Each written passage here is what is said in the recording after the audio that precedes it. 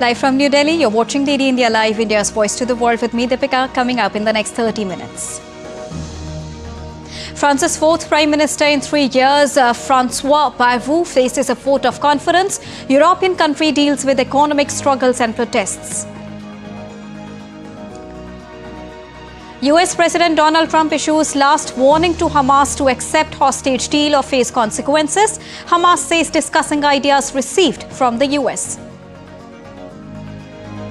Security forces gunned down one terrorist in an ongoing encounter in Jammu and Kashmir's Kulgam, while NIA raids multiple locations across the Union territory as part of ongoing investigation into a terror-related case. In tennis, Carlos Alcaraz claims second US Open title as he defeats Raj rifle Yannick Sinner to add another feather to his hat.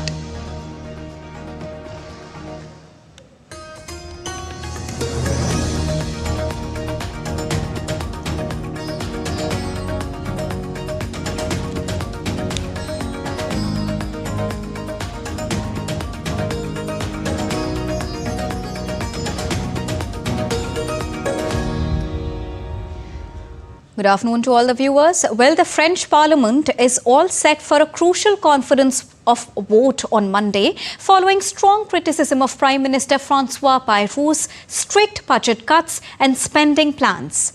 The result will decide whether his government survives or falls, with the key outcome likely to affect the jobs, public services and daily lives across the country. DD India correspondent Rohini Kosavi reports. Take a look. France is heading into an important political movement, and it will affect not only leaders but common people as well. French Prime Minister has put forward a new budget with 44 billion euros cuts in spending. The government saying these cuts are needed because France's debt is too high and must be reduced. But for people, these cuts could make daily life more difficult. If the budget goes ahead, hospitals and schools may get less money, which could affect services. Some transport and building projects might be delayed. Families may receive less support with housing and social benefits. And workers fear there will be less help if they lost their jobs. I think that's quite a mixed feeling because, we had the same kind of issues last year. So we are quite used to this kind of problems that doesn't get any solutions. But at the same time, it's kind of worrying because we don't know what's going to happen next week.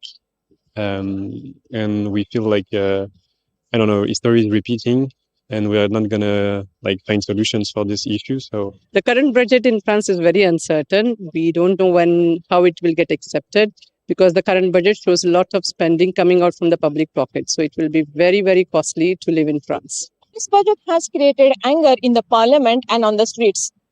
Opposition parties are saying this budget is unfair, and even some members of the ruling side are also not happy with this.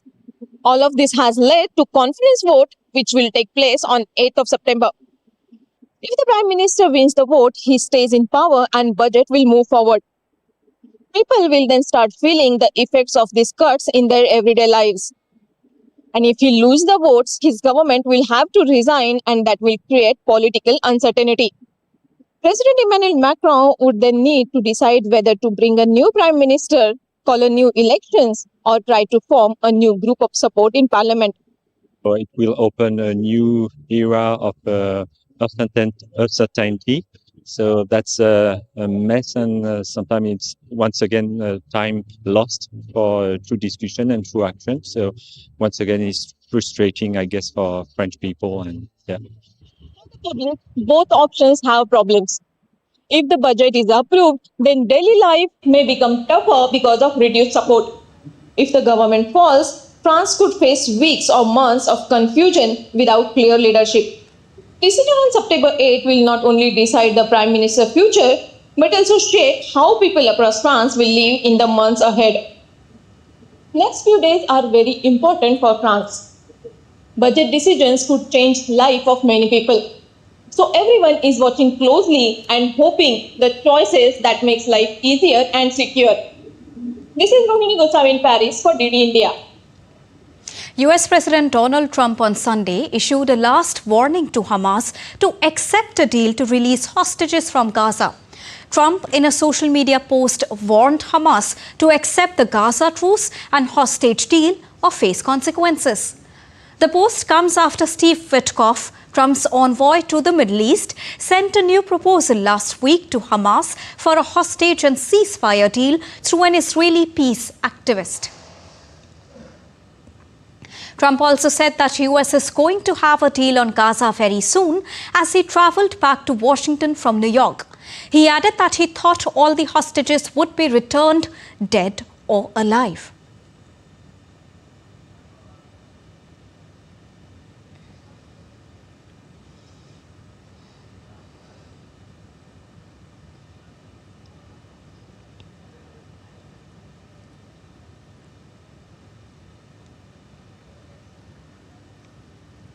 No, but you'll be hearing about it pretty soon. We're trying to get it ended, get the hostages back, get it ended. We got them all back, but 20. And as you know, we have 20, plus there are a lot of, unfortunately, dead bodies involved. And they want them back. The parents want them back. So we had some very good discussions. Good things could happen. Under the deal, Hamas would free all the remaining 48 hostages on the first day of the truce in exchange for thousands of Palestinian prisoners jailed in Israel and negotiate an end to the conflict. Now, Trump's comments came as the Israeli military began flattening high-rise buildings in Gaza City, marking the first major phase in its new offensive to occupy the city. The operation, backed by Trump, is also expected to escalate in the coming number of days. Hamas said it was ready to immediately sit at the negotiating table and that it received some ideas from the United States side to reach a ceasefire deal in Gaza. Hamas also reiterated its readiness for negotiations to release all hostages in exchange for a clear announcement of an end to the conflict and the complete withdrawal of Israeli forces from the enclave. And now let's get you the latest on Russia-Ukraine ongoing conflict. Ukrainian President Volodymyr Zelensky on Sunday said Kyiv expects a strong response from its international partners, particularly the United States, in the wake of latest Russian mass strike on government building in the capital. In his evening address, Zelensky said that he was counting on a strong US response to the latest massive Russian barrage on Kyiv, which is its largest ever.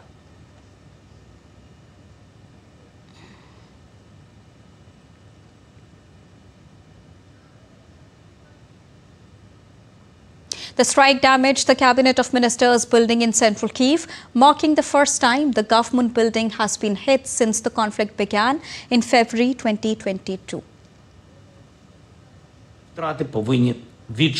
It is clear that Russia is trying to hurt Ukraine, and the attacks are becoming more brazen. The Ministry of Foreign Affairs of Ukraine is informing all partners about the latest Russian escalation. We are counting on a strong response from America. This is what is needed. US envoy to Ukraine Keith Kellogg said the Russian attack looks like an escalation in the conflict. The US envoy in a social media post said the attack was not a signal that Russia wants to diplomatically end the conflict.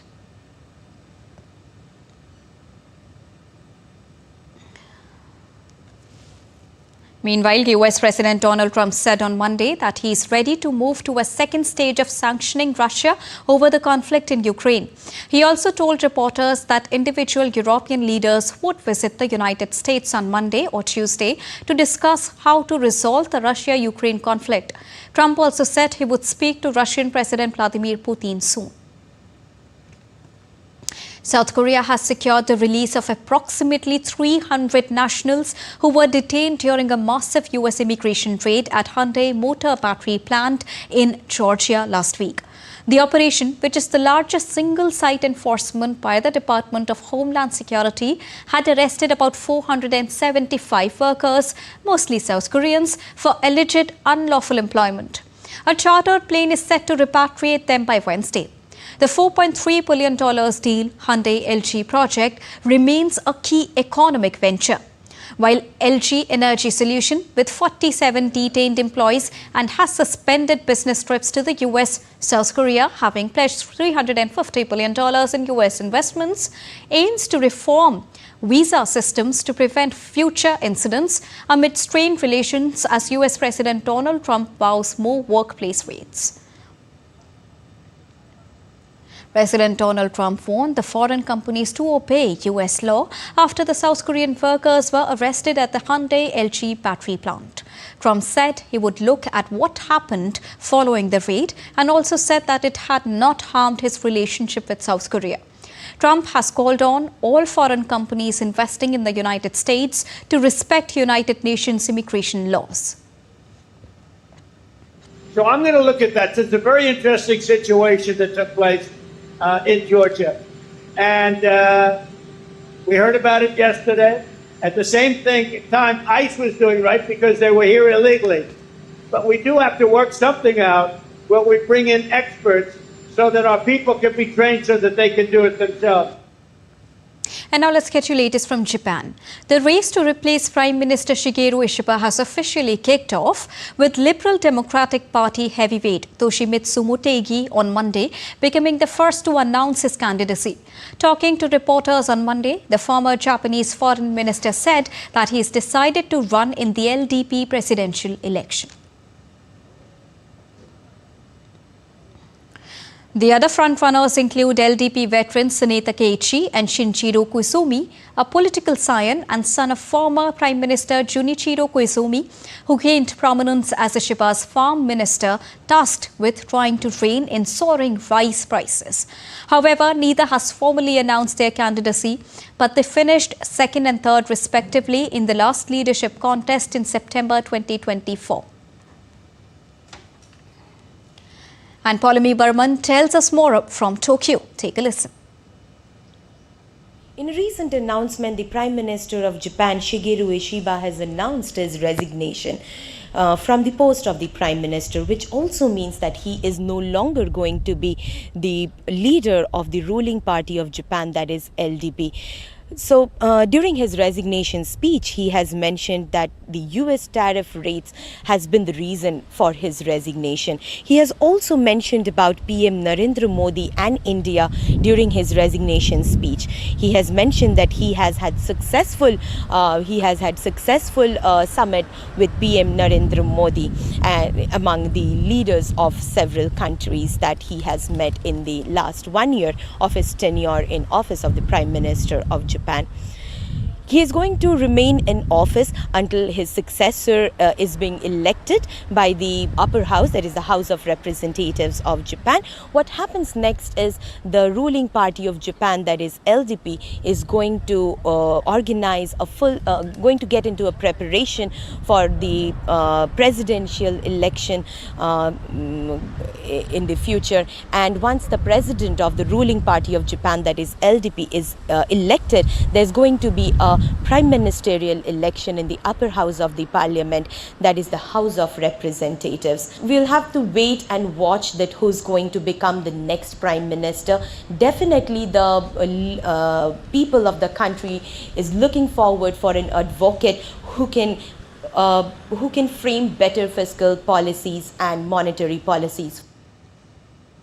Now, Australia's convicted mushroom killer Erin Peterson has been sentenced to life in prison with a parole after 33 years by the Supreme Court of Victoria. Erin Peterson was found guilty in July of killing her father-in-law, mother-in-law and sister-in-law with a meal containing poisonous mushrooms, a case that has been globally followed and dubbed the Leongatha mushroom murders. A jury also found the 50-year-old guilty of the attempted murder of another relative, Ian Wilkinson, who survived the 2023 meal at Peterson's home. For the attempted murder of Ian Wilkinson, I sentence you to 25 years imprisonment. For the murder of Heather Wilkinson, I sentence you to life imprisonment. For the murder of Gail Patterson, I sentence you to life imprisonment. For the murder of Don Patterson, I sentence you to life imprisonment. All sentences are to be served concurrently. The total effective sentence is life imprisonment, and I fix a non-parole period of 33 years. Ian Wilkinson, the sole survivor of a 2023 Australian mushroom poisoning, thanked the police and prosecutors after the court sentenced the assailant, Erin Peterson. Wilkinson also thanked medical teams that treated him and the other victims. The South Korean and Japanese defense ministers will hold talks in Seoul on Monday.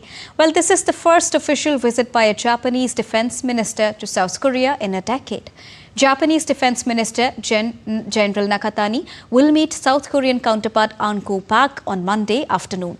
During his two-day visit, Nakatani will also visit the Seoul National Cemetery and the Korean Navy's Second Fleet.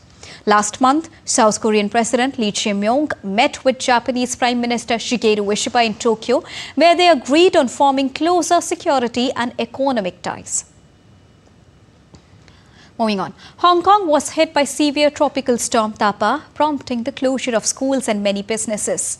In response to severe storm, Hong Kong shut down schools and many businesses on Monday.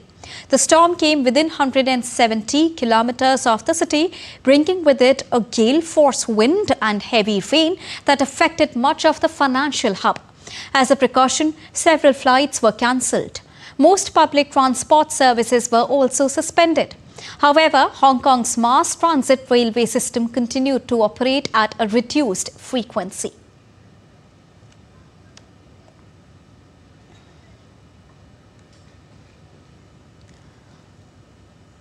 Time to take a short break, but still to come on the other side.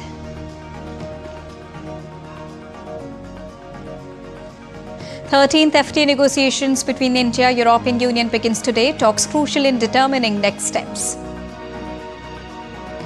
International Literacy Day today focuses on digital age learning. India's Ullas program leads the way. And after the break, we'll get you all latest news and exclusive conversations from 50th Toronto International Film Festival.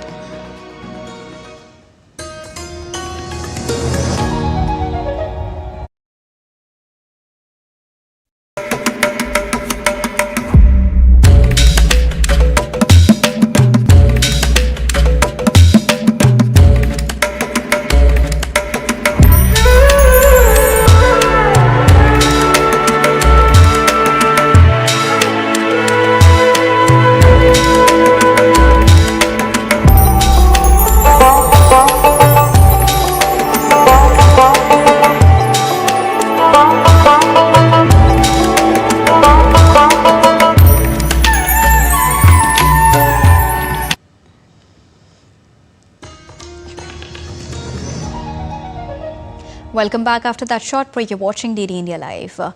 Well, to get you the latest from Jammu and Kashmir now, security forces have gunned down a terrorist in an encounter in Kutar forest of the Kulgam district. Based on specific intelligence, the joint search operation under Operation Kutar is being carried out by the Indian Army, Jammu and Kashmir Police and Central Reserve Police Force. Vigilant troops observed suspicious activity and upon being challenged, terrorists opened fire, prompting a fierce exchange of gunfire. A junior commissioned officer suffered injuries in the encounter. In another update from J&K, the National Investigation Agency carrying out searches at 22 locations across 5 regions. According to the officials, the raids are being conducted simultaneously at multiple places with the assistance of local police and paramilitary forces. The searches are part of the ongoing investigation into a terror-related case. Moving on, the 13th round of free trade agreement negotiations between India and the European Union will begin today in New Delhi. The outcome of this round of negotiations will be crucial in determining next steps.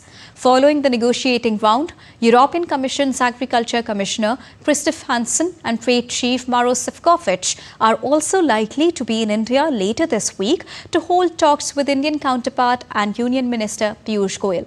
The concerning issues between India and European Union are related to differences in areas of rules of origin, market access and duties on wine and dairy products. The next round has been slated for early next month in Brussels. If resolved, both the sides look forward to seal the FTA by the end of this current year.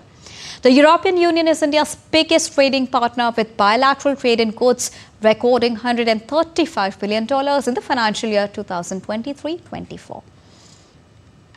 Also visiting Delhi is Israeli Finance Minister Bezalel Smotrich, who will be leading an economic delegation to India to seal cooperation agreements that are expected to deepen economic relations and boost mutual investments between the two countries. Today, the visiting minister will meet Indian counterpart Nirmala Sitharaman in Delhi. During his 3-day visit, Smotrich is also expected to meet with senior government officials alongside business representatives and representatives of the Jewish community in the country. The 28th Universal Postal Congress begins in Dubai today, with Union Minister for Communications Jyotiraditya Scindia participating and representing India. The Dubai session is expected to be a landmark gathering as countries deliberate on UPU's strategy and business plan, with a focus on digital transformation, resilience and modernization of postal networks in a changing global economy. The Universal Postal Congress, convened every 4 years, is the top decision-making body of the Universal Postal Union, the UN's second oldest intergovernmental agency, founded in 1874. Headquartered in Bern, Switzerland, the UPU sets rules for global mail exchange and coordinates cooperation in postal, parcel and financial services across 192 member states. Today is International Literacy Day. The theme for this year is promoting literacy in the digital age. Celebrated on the 8th of September every year, International Literacy Day highlights literacy's role in human development. India's 2022 Ullas program advances universal literacy by empowering the adults through inclusive digital age education. The Ullas program has sparked a nationwide movement for literacy and is playing a critical role in helping India achieve universal literacy by the year 2030 in line with global educational goals. Literacy is the foundation of a nation's social and economic progress. A literate and educated society is better equipped to participate in democratic processes and contribute to sustainable development. The more literate a population, the stronger and more prosperous a country becomes. Yet, as of 2024, over 730 million youth and adults worldwide still lack basic reading and writing skills, a reminder of the ongoing global challenge of illiteracy. The issue of global illiteracy was formally addressed on September 8, 1965, during the World Conference of Education Ministers held in Tehran. A year later, in October 1966, UNESCO officially declared September 8 as International Literacy Day. Since 1967, the day has been observed worldwide to highlight the importance of literacy as a basic human right. The theme for International Literacy Day 2025 is promoting literacy in the digital age. In today's digital era, literacy includes the ability to access, understand, evaluate, and create digital content safely and responsibly. Digital learning tools can play a vital role in reaching individuals who lack basic literacy skills, offering new pathways for inclusive education and empowerment. India is taking major strides towards achieving universal literacy. In 2022, the government launched the Ullas New India Literacy Program, aligned with the country's national education policy. This initiative focuses on all aspects of adult education, targeting individuals aged 15 and above who missed out on formal schooling. This centrally sponsored program, being implemented from 2022 to 2027, aims to equip 50 million people with basic literacy as well as financial and digital literacy, reaching approximately 10 million individuals each year. The Ullas program has sparked a nationwide movement for literacy and is playing a critical role in helping India achieve universal literacy by 2030 in line with global educational goals. With inputs from Nishant Saurabh, Bureau Report, DD India. And it's a star-studded red carpet at 50th Toronto International Film Festival, and fans are lining up outside the theatres to catch a glimpse of their favourite stars. DD India's Munmun Bhattacharya brings you the buzz from Toronto's Festival Street. Take a listen. We are currently outside TIFF Lightbox. It is one of the main theatres screening movies during the 50th Toronto International Film Festival. Film enthusiasts have gathered here from around the world, literally 3 different continents represented here. Let's ask them their name and their country. Mitona Masaninga, South Africa. Hello, I'm Diego from Mexico. I'm Lena from Portugal. Great. So what are the movies that you plan to see here? Who are the actors that you're looking forward to see? For me, I'm excited to see Jacob Elordi for like Frankenstein, especially since I read the book and it's quite an interesting book to adapt, and it might more focus on Frankenstein himself rather than just the monster. How about you? Me too. Also want to see Frankenstein because I'm also like a big fan of Mia Goth. I saw her on Pearl, so I'm so excited to see Frankenstein. And also I just saw Angelina. I didn't got tickets, but it was so nice to see her. Any other actor that you plan to see? Any other movie? Couture, just like he said, because we are actually all fashion students. So just to see like, is that accurate? Oh, yes, that's right. Great to know that you're all are fashion students. So in the world of fashion, why is Toronto important? I think like creation, like put yourself in and like just be yourself. What do you think? I think there's a lot of diversity in Toronto, so it's important to add all those aspects into fashion because you see everything when you go outside, so it's amazing to be here. Thank you so much for speaking to us on DD India. So film enthusiasts and fashion enthusiasts have joined from around the world here in Toronto for the 50th Toronto International Film Festival with cameraman YK Loknath. This is Munmin Bhattacharya from Toronto for DD India. And in sports, Spaniard Carlos Alcaraz clinched his second US Open title, beating arch-rival Jannik Sinner in the finals on Sunday. Alcaraz ended the reign of Jannik Sinner with a 6-2, 3-6, 6-1, 6-4 scoreline and took his revenge for the Wimbledon final loss earlier this year. Well, in a perfect echo of triumph that first propelled him to the #1 spot in 2022, Alcaraz's second New York title lifted him back to the top of the world rankings. A dejected Sinner was left to contemplate another Grand Slam final loss to Alcaraz this season after coming up short in their French Open epic in June. And that's all for this edition of DD India Live. But do let us know your thoughts on the news of the day. For those on the go, you can get all the latest news and updates from India and across the world on the DD India mobile app. The app is available on both Android and iOS platforms. Scan the QR code on the screen to download it right now. We'll be back with more news as it breaks here on DD India. I'm Deepika, and from all of us here in New Delhi, thank you so much for watching DD India Live. Namaskar.